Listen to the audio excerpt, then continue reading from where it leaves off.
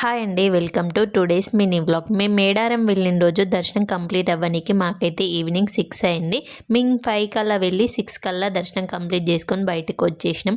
నాకైతే చాలా హ్యాపీగా అనిపించింది. ఎందుకంటే సమ్మక్క గద్దె దగ్గరికి వెళ్ళి దర్శనం చేసుకున్నప్పుడు సమ్మక్క తల్లి దగ్గర ఉన్న శారీ ఇచ్చినారు.